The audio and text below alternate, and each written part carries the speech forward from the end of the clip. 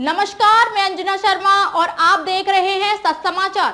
आइए नजर डालते हैं आज की खास खबर पर। VK Arun Kaushik north zone coordinator Haryana एवं डॉक्टर तेजपाल कुरुक्षेत्र द्वारा Y20 कार्यक्रम एवं किसान कैसे खेती करें एवं इंसान कैसे खान पान खाए, जानिए इस खबर के माध्यम से। करनाल प्रजापिता ब्रह्मा कुमारीज आश्रम सेक्टर 7 करनाल में आयोजित Y20 प्रोग्राम, जिसके तहत यूथ को नशा के बारे में, हेल्थ भरे एवं सपोर्ट के बारे में विस्तार पूर्वक जानकारियां एवं नशे से कैसे बचना है, वो जो लोग नशे की लत में पड़ चुके हैं उनको कैसे बचना है, कैसे उनको बचाना है और परमात्मा से कैसे जुड़कर रहना है, तमाम जानकारियां दी गई। बीके अरुण कौशिक जी ने बताया कि इस कार्यक्रम के तहत नशा मुक्त भारत बनाने के लिए पूरे भारत में ये कार्यक्रम चलाए जा रहे हैं। अकेले हरियाणा में 200 कार्यक्रम हर ब्रह्मा कुमारी सेंटरों में आयोजित किए जा रहे हैं, जिसके तहत विस्तृत जानकारियां, नाटक, पद यात्राएं, रैली के माध्यम से जनता को संदेश दिया जा रहा है। इस अवसर पर बीके तेजपाल डॉक्टर ने भी किसान भाइयों को पेस्टिसाइड एवं जहर मुक्त खेती के बारे में विस्तृत जानकारी दी। उन्होंने बताया कि आम इंसान जिसका खेती बाड़ी से कोई मतलब नहीं है, वो भी ऑर्गेनिक खेती अपने घर की छत पर कर सकता है। बहुत सी सब्जियां उगा सकता है जो कि जहर मुक्त होंगी। छत के ऊपर सबसे पहले एक प्लास्टिक की पन्नी बिछाएं, उसके ऊपर 5 से 6 इंच मोटी मिट्टी की परत डाल दें, जिसके अंदर बरोबर गोबर की खाद मिलाएं। फिर कोई भी सब्जी उगा सकते हैं, जैसे धनिया, मेथी, प्याज, लहसुन, गोभी, टमाटर इत्यादि। ये कार्य यदि हम अपने घर के अंदर रहकर भी एवं अपने गमलों के अंदर भी सब्जियां, फल, फूल, सौंदर्य पौधे उगा करके अपने घर को हरा भरा कर सकते हैं, ताकि घर अपने आप तो सुंदर लगेगा ही, आने वाले मेहमानों को भी आपका घर बहुत ही सुंदर लगेगा। ये हमें प्राकृतिक टॉनिक एवं ऊर्जा देगा एवं ऑक्सीजन भी देगा। और जो भी सब्जियां हम खाएंगे वो भी सब सब्जियां ऑर्गेनिक होंगी अथवा जहर मुक्त होंगी। आज हर व्यक्ति को कोई ना कोई भयंकर बीमारी लगी हुई है। हार्ट की संख्या बढ़ती जा रही है। शुगर, कैंसर, हार्ट अटैक बहुत ही खतरनाक बीमारियां ज्यादातर लोगों को अपना निवाला बना चुकी हैं। इससे बचने के लिए सभी किसान भाई अपने अपने खेतों में ऑर्गेनिक खेती करें। हरियाणा में मुख्यतः धान एवं गेहूं की खेती करते हैं। इसको छोड़ करके हमें दलहन, दालें एवं और भी बहुत सी सब्जियां उगा करके अपनी जमीन को एवं अपने स्वास्थ्य को बेहतर बना सकते हैं। यदि हम सभी भाई ऐसा करेंगे, हमारी उम्र भी बढ़ेगी और हमारा हर बच्चा युवा पहले की तरह बलवान योद्धा बनेगा। आज जो ताकत यूथ में होनी चाहिए वो नहीं मिल रही है। प्राय सभी बच्चे हैं फास्ट फूड की लत में पड़ते जा रहे हैं, जो कि हमारे शरीर के लिए जहर के रूप में साबित हो रहा है। हमें अपने बच्चों को प्रेरणा देनी चाहिए कि फास्ट फूड को ना अपनाएं और बाजार का खाना ना खाएं, ना ही फास्ट फूड का सेवन करें, घर का बना खाना ही खाएं। यदि हमने बेहतर स्वास्थ्य रखना है, अपनी आयु लंबी रखनी है, तो तमाम जानकारियां BK doctor Tejpal Kurukshetra retired SDO कृषि विभाग ने सच समाचार के इंटरव्यू में तमाम जानकारियां दी। ओम शांति। जिस तरह से आज के समय में यूथ, और मैं कहूँगा कि यूथ के अंदर ज़्यादातर नशे की लत लगती जा रही है, इस बारे में ब्रह्म कुमारी की ओर से क्या प्रयास किए जा रहे हैं? बहुत अच्छा आपने बताया, क्योंकि इन सभी प्रोजेक्ट के पीछे कहीं ना कहीं हमारे लाइफस्टाइल में अंतर आ गया है। उनको युवाओं को गाइडलाइन नहीं मिल रही है कि उनको छुड़वाने वाला कौन है। छुड़वाने वाले क्योंकि घर के अंदर भी उनके पेरेंट भी इन चीज़ों का प्रयोग कर रहे हैं। समाज में जब वो देखता है युवा, तो इन्हीं चीज़ों का प्रयोग देखता है, तो उसको लगता है कि ये एक अच्छी चीज़ है, इसका एंजॉयमेंट ज़्यादा है, इसलिए उधर आकर्षित होता है। हर गलत चीज़ का आकर्षण जल्दी होता है। तो इसलिए ये ब्रह्मा कुमारी संस्था जो युवा प्रभाग है, इसके बहुत से प्रोजेक्ट चल रहे हैं यहीं से। उसके अंतर्गत ये प्रोग्राम चल रहे हैं। भारत सरकार को इस बार Y20 का G20 जिसे ग्रुप ऑफ 20 देश बनाया गया है, प्रधान बने हैं, उसी के अंदर यूथ मिनिस्ट्री ने हमारे यूथ विंग के साथ एक एग्रीमेंट किया है। तो हम सारे भारतवर्ष के अंदर युवाओं को नशों से छुड़ाने के लिए, उनके अच्छे स्वास्थ्य के लिए, उनको अच्छे जीवन लाइफस्टाइल जीने के लिए और खेलों की तरफ विशेष रूप से आकर्षण करने के लिए ये प्रोग्राम बनाया गया। इसका जो टॉपिक है वो भी हेल्थ, वेलबींग और स्पोर्ट्स। इसके अंदर हम सारे भारतवर्ष के अलग अलग युवाओं को, कॉलेज के 15 से 35 साल के युवाओं को ये संदेश दे रहे हैं, उनसे प्लेज करवाते हैं कि हम भारत को नशा मुक्त बनाएंगे और कैसे उसका हम सहयोग देंगे। तो इस तरह से सारे प्रोजेक्ट के अंतर्गत उनको स्वास्थ्य से संबंधित, उनको अपने जीवन से, पेरेंट्स से उनसे कैसे बिहेव करना चाहिए, देश के प्रति उनकी क्या भावना होनी चाहिए, इस सारी चीज़ों को इसके अंदर बुलाकर उनको हम उनके प्रश्नों के उत्तर देते हैं। इस प्रोजेक्ट के अंतर्गत विशेष रूप से ध्यान रखा गया है कि हम उनको कम सुनाएं, उनकी ज़्यादा सुने। युवा हमारे से प्रश्न पूछते हैं, हम पैनलिस्ट बनाते हैं, डॉक्टर बुलाते हैं, स्पोर्ट्स पर्सन स्पेशलिस्ट बुलाते हैं और लाइफ रिलेटेड जो प्रॉब्लम है उनके बारे में एक्सपर्ट्स को बुलाते हैं, वो उनके जवाब देते हैं। इस तरह से सारे भारतवर्ष में लगभग हम 200 से ऊपर कार्यक्रम करने वाले हैं। नॉर्थ जोन में आज करनाल के अंदर 23 तारीख को जो प्रोग्राम हो रहा है, ये हमारा 8वां प्रोजेक्ट है जो इस जोन के अंदर हम कर रहे हैं। इंडिविजुअली बेस पे ब्रह्म कुमारी आश्रम की ओर से चलाया जा रहा है या कोई डिपार्टमेंट के भी आपको इसमें कुछ सपोर्ट किया गया है? नहीं, इसमें हमारा ब्रह्मा कुमारी संस्था टोटल ही फ्री सेवाएं दे रही हैं। जो हमारे अनुराग ठाकुर जी ने हमारे विद्यालय के साथ दिल्ली के अंदर आए थे प्रोग्राम में, उन्होंने ऑफर किया था आप हमारे यूथ Y20 के अंतर्गत ये टॉपिक के अंदर प्रोग्राम कीजिए। तो उसके अंतर्गत हम अपने खर्चे से अपने ही स्पोर्ट्स के द्वारा स्कूल कॉलेज के अंदर जाकर या आश्रम के अंदर बुलाकर उन युवाओं को हम संदेश देते। सर, एक तरफ तो सरकार नशा को रोकने के लिए प्रयास कर रही है, बहुत सारी समाज सेवी संस्थाएं इसके पीछे लगी हुई हैं, इन्वायरमेंट बिल्डअप कर रही है कि यूथ नशे की तरफ ना जाए। दूसरी तरफ भारतीय जनता पार्टी की सरकार है, केंद्र और राज्य में भी सरकारें हैं, तो क्यों नहीं इसके ऊपर ऐसे ऊपर बैन करती है? जब नशा ही नहीं मिलेगा बाजार से तो करेगा कौन? ये दोहरी नीति कब तक चलेगी? इसमें बिल्कुल आपने ठीक बात कही है, क्योंकि हम वो करें जो हम कर सकते हैं, हम अपना प्रयास क्यों छोड़ें। तो ये ठीक बात है, आपने गवर्नमेंट नहीं कर रही, वो उनकी समस्या होगी, क्या होगी वो तो बता सकते हैं, परंतु हमारी समस्या है कि हमारे युवा बिगड़ रहे हैं, हमारे परिवार नष्ट हो रहे हैं, उसको तो हम कम से कम रोक सकते हैं। अगर हम सब मिलकर करेंगे तो सरकार भी अंडर प्रेशर हो जाएगी।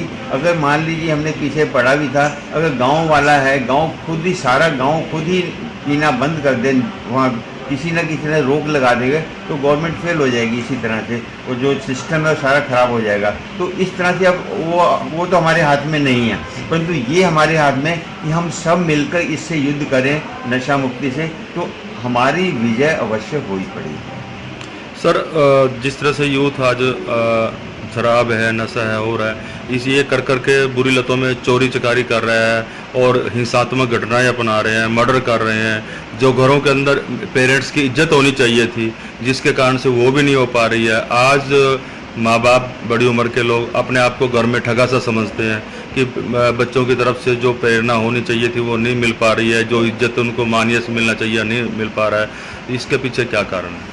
इसके पीछे हमारा एक सोशल जो सेटअप हो गया वो दिन प्रतिदिन खराब होता जा रहा है, क्योंकि जब हम कॉपी करने लगे दूसरों को, जो विदेशी कल्चर को कॉपी कर रहे हैं, उनके ज्ञान को कॉपी नहीं कर रहे, उनके जो गलत चीज़ें हैं वो हमारे को फॉलो कर रहे हैं। वो बाहर वाले सिस्टम वाले हमारे पारिवारिक जीवन को अच्छा समझते हैं, रिलीजियस हमारी जो स्पिरिचुअल जो संस्कृति की अच्छी बातें उनको ग्रहण करना चाहते हैं, परंतु हम जो उनके जो एक कचरा है उनका, जो उनकी गिरावट वाली बातों को, उनको हमने फॉलो करना शुरू कर दिया। ये सबसे बड़ा कारण बन गया।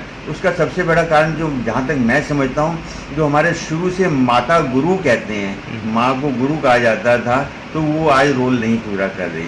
माताएं शुरू से अपने बच्चों को बिना सोचे समझे उनकी इच्छाएं पूरी करना, उनकी हर बात को मान लेना, उनको अच्छी शिक्षा नहीं देना, उनको बचपन से मोबाइल हाथ में पकड़ा देते हैं, तो जिम्मेवार तो हम हो गए ना अपने परिवार को संभाल। तो शिक्षा हमारी ऐसी बन गई है कि स्टीरियोटाइप है, उनको चरित्र के बारे में नहीं बताते, सिर्फ किताबी कीड़ा। इंजीनियर तो बना देते हैं, डॉक्टर बना दे, अच्छा इंजीनियर, अच्छा डॉक्टर कैसे बनना वो भावनाएं उनके अंदर क्रिएट नहीं कर पाते। हमारे टीचर भी जिम्मेवार हैं, क्योंकि अपने जीवन से संबंधित घटनाएं नहीं सुनाते हैं, कैसे एक अच्छा इंसान बन सकता है। ये सब बातों को हम इन सारे प्रोजेक्ट के अंदर ले रहे हैं कि हर व्यक्ति अपनी अपनी जिम्मेवारी अगर पूरी करने लग जाए तो ये समाज सुधारेगा।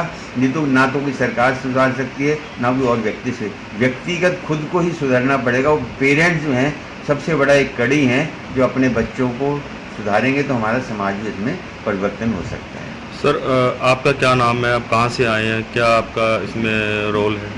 मैं अरुण कौशिक हूँ। वैसे मैं चंडीगढ़ में रहता हूँ और हमारा एक नॉर्थ जोन, ब्रह्मा कुमारी संस्था का नॉर्थ जोन बना हुआ है, तो उसका मैं जोनल कोऑर्डिनेटर हूँ। और पिछले 1985 से इस यूथ विंग से जुड़े हुए हैं और बहुत सी भारत एकता, युवा पदयात्रा, साइकिल यात्रा, सारे ऑल ओवर इंडिया के अंदर भिन्न भिन्न प्रकार की यात्राओं में मैंने भाग भी लिया हुआ है। तो उसी का अनुभव अपने युवाओं के साथ हम शेयर करते हैं। आज करनाल में क्या करने जा रहे हैं आप? आज करनाल में जी हमारा जो Y20 का प्रोग्राम जो होने जा रहा है, इसमें शहर के डिफरेंट स्कूल कॉलेज के स्टूडेंट्स को हमने कॉल किया। उनको ये 2 से 2.5 घंटे का कार्यक्रम है। उसके अंतर्गत ये हम उनको बताते हैं कि हेल्थ, वेलबींग और स्पोर्ट्स के अंदर कैसे हम अपनी एनर्जी को लगाएंगे तो हम अपने जीवन को, अपने परिवार को, अपने देश को और सारे विश्व को एक अच्छा बना सकते हैं। Thank you sir. कुछ कहना चाहेंगे जिस तरह से आज करनाल के अंदर ब्रह्मा कुमारी आश्रम की ओर से नशा मुक्ति चल रही है? सर मैं जानना चाहूँगा कि आप एसडीओ हैं रिटायर और एग्रीकल्चर डिपार्टमेंट से आते हैं, क्या नाम है सर आपका? डॉक्टर देशपाल। कहाँ से हैं सर आप? मैं कुरुक्षेत्र से हूँ जी सर, क्या कुछ कहना चाहेंगे जिस तरह से हमारे किसान बहुत सारी पेस्टिसाइड का और यूरिया, डीएपी खाद ये सब डाल करके एक आज पूरे भारत को कैंसर पीड़ित बना दिया है, एक रोगी बना दिया है सारे देश को, तो इसकी तरफ आपका डिपार्टमेंट या आपका सुझाव क्या कुछ कहना चाहेंगे? आपने बहुत सारी उम्र अपने डिपार्टमेंट को दी है, सेवाएं दी हैं, आपका तजर्बे के अनुसार, आपके एक्सपीरियंस के अनुसार क्या कुछ सुझाव देना चाहेंगे हमारे किसान भाइयों को और शहरी भाइयों को? आपने बहुत ही अच्छा क्वेश्चन किया है। मैं तो यही कहूँगा, अब क्योंकि इतना पेस्टिसाइड पड़ता है, पहले दिन पेस्टिसाइड पड़ता है, अगले दिन बाज़ार में किसान जो है सब्जी या अन्य चीज़ें ले आता है और उसको हम खरीदते हैं, जिससे कैंसर होने के काफ़ी चांस बन जाते हैं। मैं तो सभी भाइयों से रिक्वेस्ट करूँगा, अब जो शहरी भाई हैं वे तो अपनी छत पर जो है पल्ली बिछा कर या उसमें जो है एक बुग्गी गोबर की खाद सड़ी हुई, एक बुग्गी जो है ये मतलब मिट्टी मिलाकर अच्छी तरह से उस पर जो है सब्जी उगाए। छोटी छोटी 4-5 इंच की जो जड़ होती हैं, जैसे पालक है और धनिया है, गोभी भी है और अन्य तरह की काफ़ी फसलें हैं जो जिनको वो अपनी छत पर उगा सकता है। और जो कोई भी बीमारी आए उसका जो है ठीक तरह से देसी इलाज कर सकता है, तो हम जो है स्वस्थ रह सकते हैं। अपनी घर के उसके लिए घर की मतलब जो हमारी खपत है उसको हम पूरा कर सकते हैं। और रही किसान की बात, किसान को मेरा सुझाव यही है, अब वो अपनी मोटर पर जो है एक कनाल जगह हर मोटर मतलब जो है हर किसान अपनी मोटर की वाली जगह पर एक जो है 1 किले की जगह छोड़कर उसमें सीजनली सब्जी उगाए। एक तो उसको काम भी मिलेगा और एक वो पेस्टिसाइड से बचा रहेगा। इनसे मैं देख रहा हूँ अब इतना भारी पेस्टिसाइड पड़ रहा है तो आगे बीमारी होने के इतने भारी चांस है, कैंसर है, दूसरी बीपी है आदि, इनसे छुटकारा मिल सकता है। और दूसरी बात ये कहूँगा, अब जल जो है आज जल की इतनी मतलब जो है कमी हो गई है, अब हम जल के बिना नहीं रह सकते। हमारे शरीर भी 70% जल से बना हुआ है, तो वैसे वेस्ट में जो है हमारा जल बर्बाद हो रहा है। गांव में टोंटी खुली रहती है तो हम उस पर ध्यान नहीं दे रहे। जैसे बरसात ऋतु है उसमें अपना डोक से बना लो और उसमें जल इकट्ठा कर लो, तो जल बचाने के भी बहुत साधन हैं।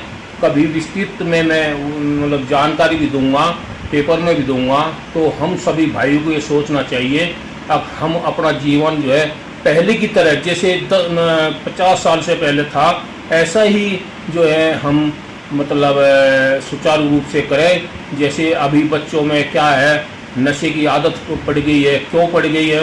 उनको काम नहीं मिल रहा है। यदि उनको काम मिलेगा, अपनी खेत पर जाएगा, वो अपनी खुरपी लेकर अपने मतलब वेजिटेबल को नोड़ाएगा तो बहुत ही अच्छा रहेगा। अच्छी खाद और मतलब उसमें भी डालकर जो है अच्छा वो कर सकता है, घर की खपत के लिए अच्छा वो करे, बिना पेस्टिसाइड, बिना खाद के। डॉक्टर साहब, जिस तरह से आज के समय में किसान सिर्फ गेहूं और जीरी तक सिमट कर रह गया है, लेकिन इसके साथ साथ मक्का की फसल है और बहुत सारी फसलें हैं जो उगाई जा सकती है जिससे किसान 2-3 फसलों का फायदा उठा सकता है। वो कौन कौन सी फसलें हैं? भाई जी आपने बहुत ही अच्छा मतलब प्रश्न पूछा है। ये किसान भाई जो है एक ही तरफ भाग रहा है, चाहे तो गेहूं के पीछे भाग रहा है या जीरी के पीछे भाग रहा है, तो हमें उन्हें कम करके अपने घर के लिए तो अनेक फसलें उगा सकते हैं। जैसे दलहन है, दालें वाली फसलें हैं, अभी जो है मूंग है, मतलब जो है समय समय पर जो है दालों वाली फसल लेते रहें और तो अपने घर का भी काम चलेगा, दूसरों को भी देंगे। यदि एक तरफा ये चल रहा है, गन्ना गन्ना हो रहा है जहाँ, और मैंने देखा है पश्चिमी उत्तर प्रदेश में तो गन्ना ही गन्ना चल रहा है, और इधर हरियाणा में पंजाब में जो है जीरी और गेहूँ 2 ही फसल हो रही है। यदि हम उन फसलों को कम करके दूसरी फसल दलहनी फसल ले, दलहनी फसल क्यों ले, उससे एक हमारा जो है मतलब दालों का भी काम चलेगा, और दूसरा जो है हमारी ज़मीन में जो है उनके जो पत्ते पड़ते हैं, उनकी जड़ें हैं, वो खाद का काम करती है। क्योंकि दलहनी फसलों में राइजोबियम रेडिशिकोला नाम का एक जीवाणु होता है जो ग्रंथियों में रहता है। वो सूर्य के प्रकाश से नाइट्रोजन खींचकर नाइट्रेट में बदल देता है, जो पौधे के काम आती है। मैंने गुरुकुल कुरुक्षेत्र में देखा है, उनको खाद देने के लिए जैसे गेहूं की फसल देखी थी मैंने, उसी बराबर में चने की थी, तो उन चने की जड़ में राइजोबियम रेडिशिकोला नाम का जो जीवाणु है ग्रंथियों में है, वो सूर्य के प्रकाश से नाइट्रोजन खींचता है और उन मतलब जो है गेहूं की फसल को जो है खाद देता है। तो हमें जो है ये कुछ फसलें जो है हेर फेर कर बोनी चाहिए, और जो है अभी जैसे मक्का बो देनी चाहिए, जब उसको काट कर जो है कट गई है, डेंचा लगा देना चाहिए, खाद का काम करेगा डेंचा। हाँ, यदि सनई या ढेंचा जो है अपने खेत में लगाएं अभी, और 30 या 35 दिन में उसको हम खेत में हैरों से रगड़ दिया जाए, और उसका इतना हरी जिसको ग्रीन मैन्योर बोलते हैं, हरी खाद, तो इतना काम करती है वो। अगर बहुत ज़्यादा अगली फसल आने वाली फसल 2-3 साल के लिए बड़ी तकड़ी ज़मीन हो जाती है वो। और मैं तो किसान भाइयों से यही कहूँगा, अब ये जो है हरी खाद लगाए। अब तो टाइम है, जब तक जीरी का सीजन आएगा वो खेत में कम से कम 1 फुट की हो जाएंगी, और उसको खेत में ही रगड़ दिया, हाँ, बहा दिया जाए और हैरों से काट दिया जाए। Thank you sir, thank you doctor साहब। खबरों में अब तक के लिए बस इतना ही। फिर होगी आपसे मुलाकात ऐसी एक खास खबर के साथ। तब तक के लिए नमस्कार और देखते रहिए सच समाचार।